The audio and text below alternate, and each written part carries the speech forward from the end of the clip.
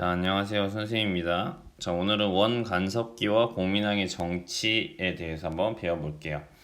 먼저 고려의 지배층의 변화를 한번 좀 살펴볼 필요가 있거든요. 지배층의 변화. 먼저 고려를 세운 지배층이라 하면 통일신라 시대 지방에서 성장했던 이 호족 세력들이 있었죠. 그래서 왕건 역시 송악을 중심으로 한 이 호족 세력이었어요. 그래서 이 호족 세력들을 내 편으로 만들기도 하고, 그래서 뭐 성을 준다든지, 뭐 결혼을 한다든지 이런 정책을 왕건이 펼쳤었죠. 한편으로는 뭐 기인제도나 사심가제도 같은 걸 통해서 이 호족들을 견제했죠. 그러면서 이 호족 세력들이 뭘로 발전을 하냐면 바로 문벌 귀족이 된다고 했어요. 특정한 귀족 가문들이 이제 이 권력들을 장악하게 되는 문제가 생겼던 거죠. 그러니까 문벌 귀족이니까 자기들끼리 막 결혼을 하고 그 다음에 왕에게 계속 자기 가문의 여자를 결혼시키는 그런 난이 일어났었다라고 했죠. 그 난이 바로 무슨 난이었지? 이자겸의 난이었지. 그러면서 이제 문벌 귀족 사회가 흔들리기 시작하고 그 다음에 이제 묘청의 서경천도 운동이 있었다. 하지만 이 묘청의 서경천도 운동은 김부식을 포함한 개경파에게 결국 진압당한다. 이러면서 이제 문벌 귀족 사회가 흔들리기 시작한다고 했죠. 그리고 이제 이 차별을 받던 바로 이 무신들이 바로 이 문벌 귀족들을 죽이고 정권을 차지하는 걸 무신 정변이라고 했죠. 그래서 이 무신들이 권력을 잡았다. 근데 무신들은 백성들을 위해 권력을 잡은 게 아니라 자신들의 그런 권력욕을 위해서 잡은 것이었기 때문에 백성들의 삶은 굉장히 어려웠다. 그래서 망이 망소이의 난이라든지 뭐 김삼이 효심의 난, 그다음에 만적의 난 이런 백성들의 봉기가 일어나고 있었다. 이렇게 권력이 영원할 것 같던 이 무신정변도 결국 무너지게 되는데 무신들의 정권도 그것은 바로 누구의 침입이냐면 바로 몽골의 침입이 되겠습니다. 이 몽골이 결국 쳐들어오게 되면서 이 무신들 당연히 생각해 보세요. 무신들이니까 외부 세력이었던 몽골에게 맞서 싸우는 그런 방법을 선택했겠죠. 하지만 몽골은 그 당시 굉장히 거대한 나라였잖아요. 몽골 하면 우리 아는 사람이 누굽니까? 전 세계적으로 가장 거대한 제국을 만들었던 징기즈칸이라는 인물이죠. 물론 징기즈칸이 고려까지 쳐들어오진 않았습니다만 이 몽골의 침입에 고려가 맞서는 것은 어려웠을 거고 결국에는 이 몽골에게 결국 패배하게 되는 것이죠. 그건 이제 나중에 배울 거예요. 그래서 이 몽골이 결국 고려를 결국 무릎 꿇게 만들었고 그래서 이 몽골이 나중에 원나라로 이름을 바꿉니다. 그래서 고려는 이제 이 원나라의 간섭을 받게 되는 것이죠. 알겠죠? 그러면 생각을 해보면 고려인들 중에서도 바로 이 원나라에게 빌붙어 가지고 권력을 차지하는 그런 인간들이 나타나겠지. 고려인이지만 고려의 입장보다는 이제 이 원나라에 더 기대고 원나라의 편을 들면서 권력을 차지하는 이들이 나왔겠지. 바로 그런 이들을 바로 뭐라고 부르냐면 권문세족이라고 불러요. 그러니까 이런 고려의 지배층의 변화들을 보면 고려 사회를 이해할 수 있겠죠. 그러니까 이런 흐름들을 이해하면서 어떤 일들이 있었는지를 공부하고 외우는 게 굉장히 중요할 것이다 라는 걸. 자, 그러면 첫 번째로는 고려가 어떤 원나라의 간섭을 받았는지 한번 살펴보도록 하겠습니다. 원나라의 간섭기에 있었던 일이다. 첫 번째로는 알아봐야 되는 게 결국 이 원나라의 간섭기에는 왕의 이름에 다 충자가 붙어요. 이 충자, 이 한자 여기 있는 이 충자가 여기에 충성하다의 충자입니다. 이 충자가 결국 뭐냐면 충렬왕 뭐 이런 식으로 이름이 다 붙는데 누구한테 충성하는 왕이다? 원나라에게 충성하는 것이다. 그 다음에 고려의 왕은 무조건 이 원나라의 공주와 결혼을 해야 돼요. 그래서 원나라의 사위가 되는 나라, 즉 부마국이라고 불리게 되는 겁니다. 그러니까 고려의 왕은 누구랑 꼭 결혼을 해야 된다? 이 원나라의 공주와만 결혼을 했어야 됐다. 그래서 충자가 보통 붙고 그 다음에 부마국이라는 이름으로 불리게 되는 것이에요.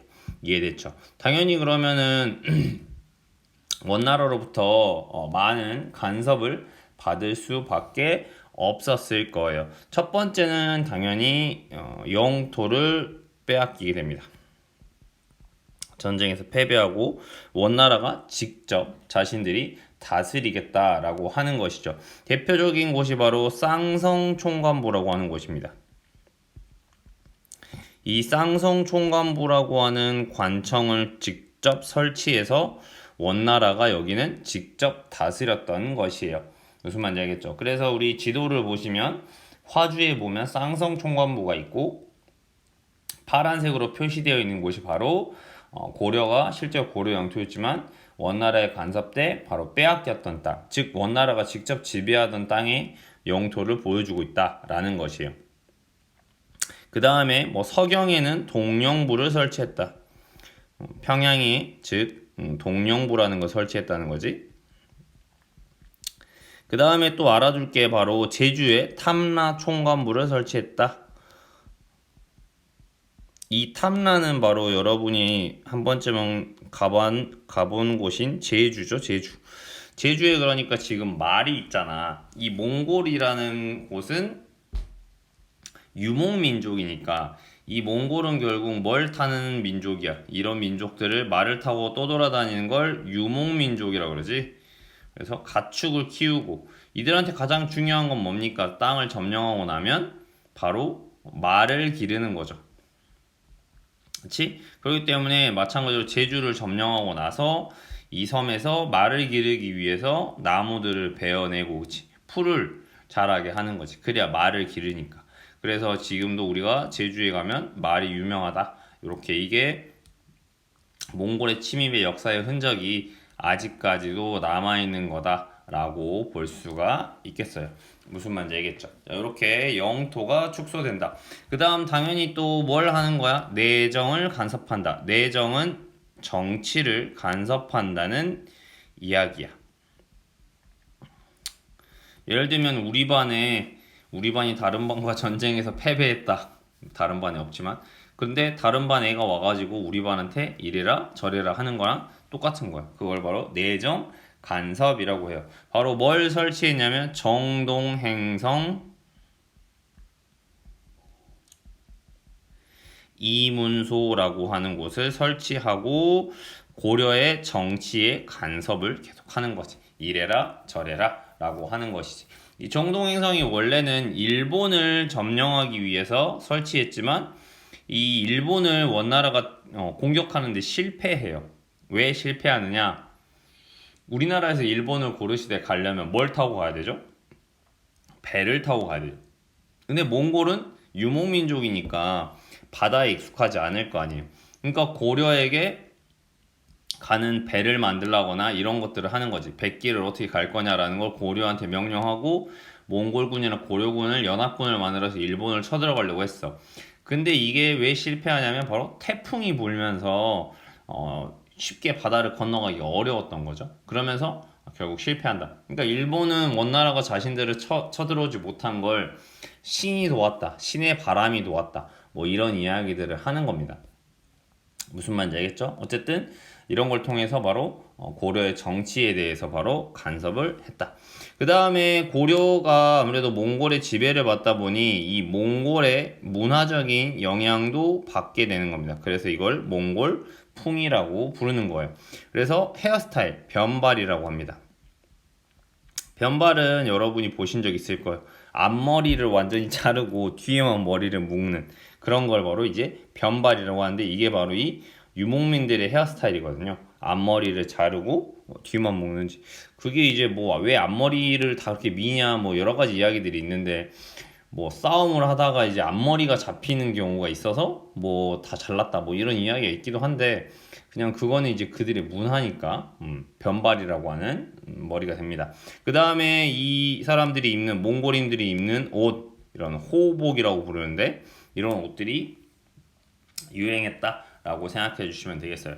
몽골의 영향을 받은 그런 음식들도 여전히 남아 있는데 대표적인 음식 중에 하나인 이런 소주 같은 게 이 몽골의 영향을 받아 만들어진 술이라고 해요. 그 다음에 우리가 뜨끈한 국물로 먹는 뭐 설렁탕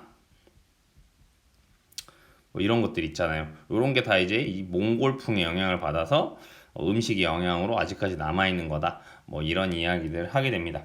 알겠죠? 자, 그 다음 아까 이야기했던 바로 이 집에 원나라에 기대서 권력을 쌓는 그런 인간들을, 그런 사람들을 바로 뭐라고 불렀다? 권문세족이라고 불렀다. 이 권문세족들이 얼마나 위세가 대단했는지 뭐 왕권을 위협할 정도로 굉장히 권문세족들의 권력이 높아졌다. 당연히 친원파지, 원나라에 빌붙어서 고려의 권력을 장악한 그런 사람들이 되겠습니다. 이들은 권력을 장악하는 방법이 바로 관청이었던 정방, 이곳을 장악하고 왕보다 더한 권력을 휘둘렀다라는 것이죠. 그 다음에 또 하나는 바로 굉장히 대농장을 소유했다. 엄청나게 넓은 땅과 그 다음에 많은 노비들을 거느리면서 자신들의 경제적인 이익을 취하고 있었던 것이죠. 그래서 고려 말에 이 권문세족의 기록을 보면 뭐라고 말하냐면 이 사람들의 땅이요, 산과 산을 경계로 삼고 강과 강을 사이로 삼는다. 그러니까 저 산에서 저 산까지가 이 권문세족의 땅인 거지. 그러면 얼마나 넓은 땅을 가지고 있었느냐라는 걸 생각해 볼 수 있어요. 알겠죠? 이런 식으로 새로운 권문세족들이 등장했다. 이렇게 하면서 고려가 이제 원나라의 간섭을 굉장히 많이 받았던 그런 시기다라고 할 수 있겠죠. 나머지 것들도 좀 보시면은 일단 여러 가지 간섭 중에서 또 추가로 해보면 결국 호칭도 낮춰야 되는 거죠. 옛날에는 폐하로 불렀지만 전하로 불러야 되고 이런 것들 호칭도 낮춰야 했고, 그 다음에 또 하나는 결혼도감이라는 걸 만듭니다. 그래서 여자들을 끌고 가는 거예요. 원나라에. 바로 그런 여자들을 공녀라고 불렀어요. 왜 이들이 여자들을 데려가냐면 유목민족들은 상대적으로 결혼하기가 굉장히 어렵대요. 떠돌아다니고 자기 부족들이 다니니까.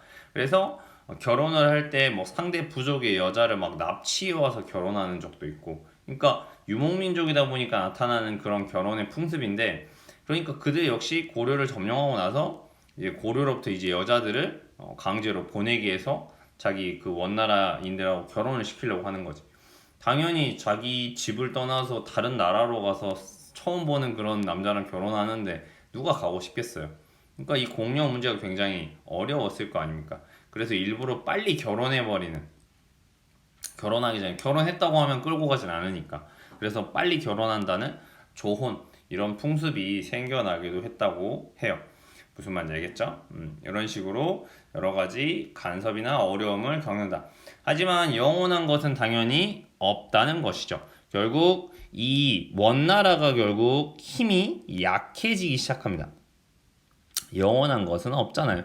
원나라의 힘이 약해지면서 결국 중국 안에서도 그치? 원나라는 몽골족의 지배니까 결국 중국인들도 이에 반발하게 되면서 결국 새로운 나라인 명나라가 생깁니다. 그래서 이 명나라가 원나라를 이제 싸워서 전쟁을 벌이면서 점점 원나라는 무너져가고 명나라라고 하는 새로운 나라가 점점 힘이 강해지는 이런 시기가 옵니다. 그때 바로 왕이었던 사람이 바로 이 누구냐면 공민왕이라고 하는 사람이에요. 반드시 기억하셔야 됩니다. 별표 중요합니다. 공민왕의 개혁정책.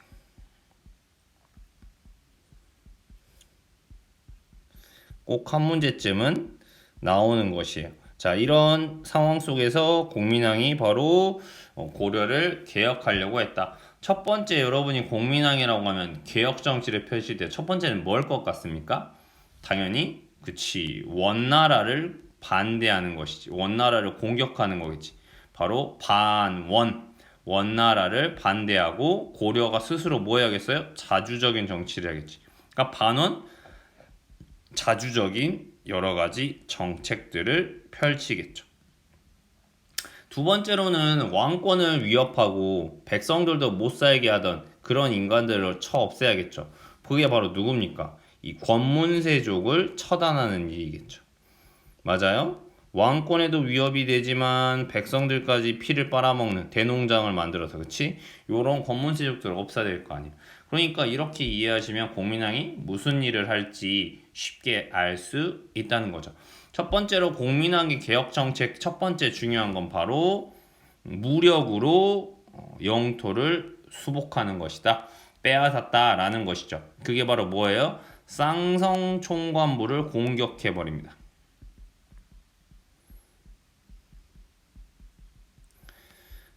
그러면 이거는 직접 무력으로 원나라를 공격해 버린 거야. 하지만 원나라는 그 전에 강한 나라였으면 다시 고려를 쳐들어왔겠죠. 하지만 이미 원나라는 힘이 약해졌고 명나라와 다툼이 많았기 때문에 고려가 쌍성 총관부를 공격했더라도 다시 와서 할 수 없는 거지. 그러니까 쌍성 총관부를 공격해서 바로 나와 있는 이 천령 이북의 땅을 수복했다.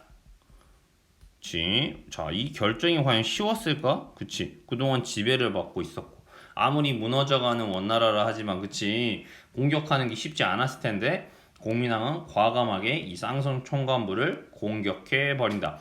이 쌍성 총관부를 공격할 때 그 쌍성 총관부를 이제 지키고 있던 이 사람이 바로 누구냐면, 근데 전쟁을 크게 하지 않고 고려에게 이 쌍성 총관부 쪽 영토를 넘겨주는데 바로 그 사람이 바로 이성계의 아버지예요. 그러니까 이성계의 아버지가, 이름을 까먹었네. 아버지가 이 공민왕에게 이 쌍성 총관부를 어찌 보면 전쟁을 하지 않고 넘겨주는 이제 이런 형태인 거죠. 그러니까 바로 그 아들이었던 이성계도 역시 공민왕의 어느 정도 신임, 뭔가 신뢰를 받게 되는 이제 그런 거라고 볼 수가 있죠.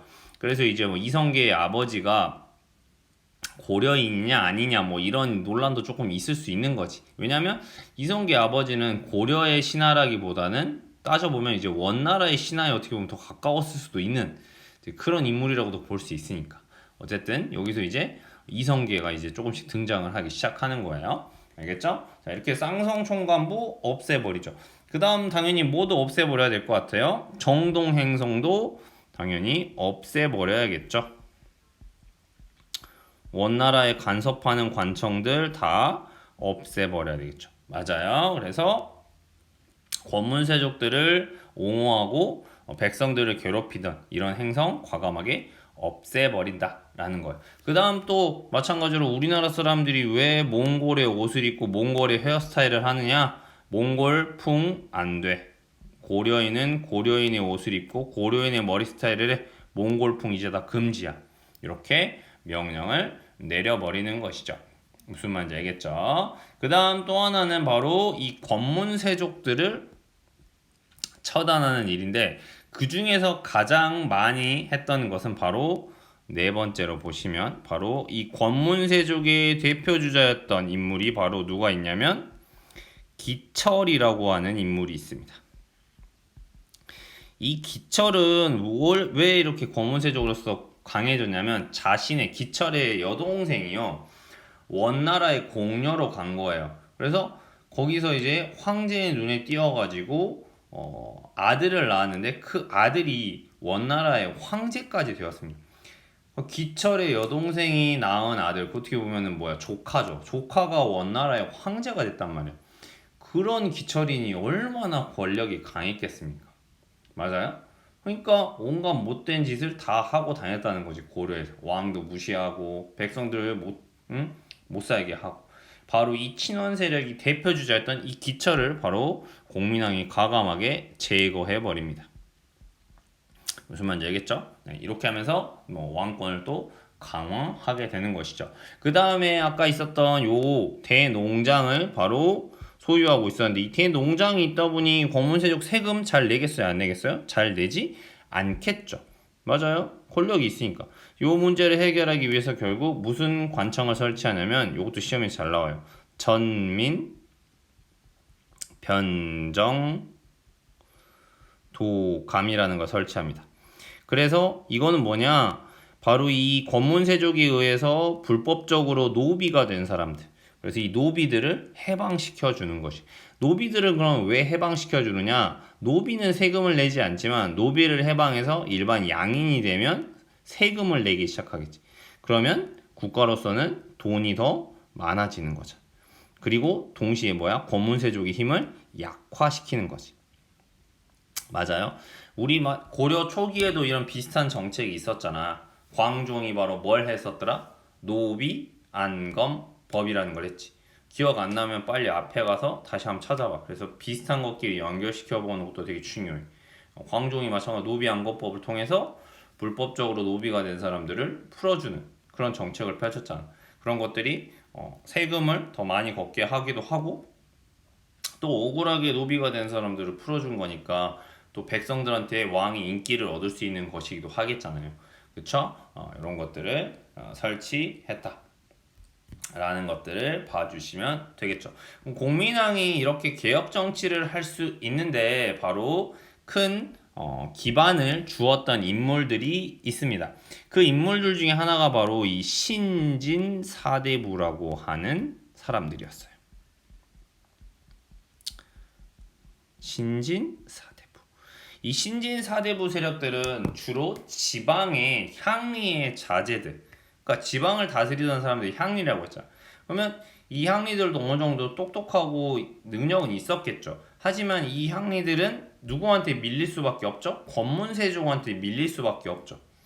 권문세족이 훨씬 권력이 강하고 중앙에 있었고 원나라의 힘을 얻고 있었고 반면에 신진사대부들은 능력이 뛰어나도 지방에 주로 있던 그런 인물들이었단 말이야. 그래서 이 신진사대부 세력들이 바로 누구를 지지해? 공민왕을 적극적으로 지지하게 되면서 바로 이 권문세족 세력들을 몰아내게 되는 것입니다. 또 하나 이 신진사대부와 힘을 합쳤던 세력들이 바로 뭐냐? 새롭게 등장한 신흥 무인 세력이었어요. 왜냐면 이 고려 말기에는요 굉장히 혼란스러워요. 고려가 왜 혼란스럽냐면 다른 나라가 엄청 많이 쳐들어와요. 뭐 중국에 있는 홍건적이 막 쳐들어와가지고 공민왕이 개경을 벌이고 피난을 가기도 하고 그 다음에 또 왜구가 쳐들어오는데 이 그러니까 왜구라는 해적이죠 일종. 근데 이 해적이 뭐 100명, 200명 단위가 아니에요. 뭐 5,000명, 10,000명 단위로 막 고려를 막 쳐들어옵니다. 그러니까 고려가 막기가 어려운 정도의 왜구, 일본에서 오는 거죠 이게. 그러면서 이제 너무 공격이 혼란스럽고 할 때 이 신흥 무인 세력들이 바로 그런 외적들을 물리치면서 이 신흥 무인 세력들이 성장하게 되는 거예요. 이 신흥 무인 세력의 대표적인 주자가 바로 아까 이야기했던 이성계. 이성계가 바로 이 외적들을 물리치는데 굉장히 큰 공을 세우면서 인기가 높아졌던 그런 인물이라고 볼 수 있겠어요. 그러면 이 신진사대부들 당연히 누구를 비판하는 거야? 권문세족을 비판하겠지. 그러면서 이 공민왕의 개혁 정책을 결국 도왔다는 것이죠. 공민왕 역시 자신을 지지해줄 새로운 세력이 필요하잖아요.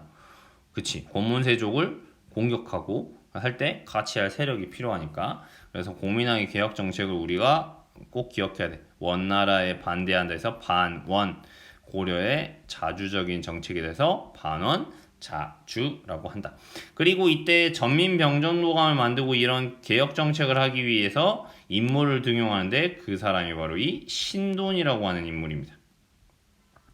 이 신돈을 통해서 신돈은 스님인데 이 신돈을 통해서 이 반원 자주 정책 그리고 권문세족을 견제하는 이 전민병정도감을 만들게 하는 게 바로 이 신돈이라는 인물이에요. 알겠죠? 그렇게 해서 여러 가지 개혁 정책을 펼친다. 하지만 이 공민왕의 개혁 정책은 완전히 성공하기는 어렵다라고 볼 수 있어요. 왜 그러냐면요. 공민왕이 처음에는 굉장히 의욕적으로 정치를 하죠. 근데 공민왕의 부인 역시 바로 원나라의 공주였습니다. 왜 아까 말했잖아요. 부마국이라고 했지. 그래서 노국공주랑 결혼을 했어. 근데 공민왕은 노국공주가 원나라의 공주지만 굉장히 사랑을 했대요. 그래서 이 노국공주가 공민왕의 정치를 굉장히 지지하고 어찌 보면 자기의 아버지의 나라를 공격하고 비판하지만 노국공주도 공민왕을 사랑했나 봐.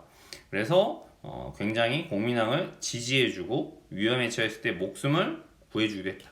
근데 안타깝지만 이 노국공주가 먼저 죽게 됩니다. 그러면서 공민왕이 너무 슬픔에 빠진 나머지 정치에 좀 소홀히 하게 되기도 하고 그리고 기록을 보면 공민왕이 좀 사람이 갑자기 이상해져 버려요. 이런 개혁적인 왕에서 약간 좀 정신병에 걸린 것 같은 그런 느낌의 왕으로 약간 변해버립니다. 그러면서 자신의 개혁 정치를 이끌던 이 신돈을 반역으로 몰아서 죽여버린다든지 이렇게 되면서 갑자기 이 개혁 정치를 향한 뭔가 그런 힘이 이제 떨어지기 시작을 해요.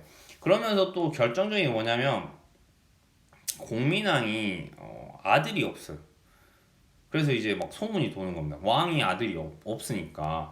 그래서 그런 이야기들이 있다가 나중에 이제 재혼한 이제 그 왕비죠. 왕비랑 심지어 자기를 경호하던 이제 경호원이랑 잠자리를 하게 해서 아들을 얻으려 했다. 이런 이야기도 들려올 정도로 굉장히. 그래서 그 경호원하고 왕비하고 이제 바람이 난 거예요. 그래서 바람이 났으니까 이제 공민왕이 알았죠. 자기 왕비랑 경호원이 바람이 났는데 왕이 얼마나 화가 나겠습니까? 그래서 그걸 알아챘다는 사실을 알고 바로 그 경호원 역할을 하던 애가 공민왕을 가서 죽여버립니다. 그러고 나서 이제 다른 애들이 암살해서 죽였다라고 했지만 사실은 결국 그런 식으로 경호원이 어떻게 보면 공민왕을 죽인 거라는 것이 밝혀지게 됐죠. 근데 어쨌든 공민왕이 그렇게 죽게 되면서 결국 이런 고려의 마지막 개혁은 어떻게 보면은 실패했다라고 볼 수도 있겠죠. 그래서 결국 고려는 결국 멸망을 하게 되는 길로 가게 되는 것이고, 어찌 보면 다시 한 번 더 나라를 바꾸어 가지고 고려를 지킬 수 있었어야 되는데 결국 고려가 더 무너져가는 것을 막지는 못했다. 그래서 결국 이성계가 바로 권력을 장악하게 되는 길로 가는 것이죠. 이성계가 그래서 그 유명한 바로 이 위화도 회군을 통해서 바로 권력을 장악하게 되는 것이죠. 이건 나중에 더 자세히 할 거예요. 그 다음에 새로운 세금을 걷는 방법, 과전법이라는 걸 만들어 가지고 공표하게 되면서 누구랑 힘을 합쳐서 여기 나와 있는 요 신진사대부와 이 신흥 무인 세력이 힘을 합치면서 새로운 나라를 건설하게 되니 그게 바로 무슨 나라입니까? 조선이라고 하는 나라죠. 됐죠? 이렇게 봐주시면 될 것 같아요. 자, 어쨌든 오늘 제일 중요한 건 바로 공민왕의 개혁 정책입니다. 한 문제쯤은 꼭 나올 거예요. 마찬가지로 밑에 있는 핵심 개념 확인하기 한번 확인해 볼까요? 1번 원 간섭기에는 지배층을 중심으로 변발과 호복 등 무슨풍, 몽골풍이 유행했다. 공민왕 때 그래서 반원 자주 정책으로 몽골풍을 금지시켰다. 여기까지 알아두면 좋겠네. 원 간섭기에는 대농장을 소유하고 권력을 차지한 게 누구다? 권문세족이라고 부른다. 알겠죠? 자, 원 간섭기 하면 권문세족이야. 원 간섭기에는 결혼도감이라는 걸 통해 고려의 여성을 원에 뭘로 보낸다? 공녀로 보냈다. 알겠죠? 네. 그 다음 땡땡왕은 반원 자주 정책을 실시했다. 무슨 왕? 공민왕 하면 반원 자주 정책이야. 공민왕은 무슨 총관부를 공격하여 천령이붕의 땅을 되찾는 거지? 쌍성 총관부. 즉 고려의 영토를 빼앗아서 원이 직접 다스리고 있고 이 관청이었던 쌍성 총관부를 공격해버려지. 공민왕은 원의 내정 간섭 기구였던 무슨 이문소를 폐지한다? 정동행성 이문소 역시 폐지시켜버려야 했죠. 공민왕은 인사행정을 담당하였던 뭘 없애버린다? 바로 정방이라고 하는 것도 역시 마찬가지로 없애버렸다. 왜? 바로 권문세족들이 이 정방을 차지하고 자신들이 왕보다 더 많은 권력을 휘둘렀으니까 이 정방 역시 없애버렸다 라는 것입니다. 자, 이렇게 해서 원 간섭기와 공민왕의 정치까지 배워보았어요. 고려는 만들어지고 나서부터 굉장히 많은 나라의 침입을 받았던 나라예요. 그래서 다음 시간에는 고려의 외교에서 거란과 여진의 침입, 몽골의 침입 이런 것들에 대해서 한번 공부해 보겠습니다.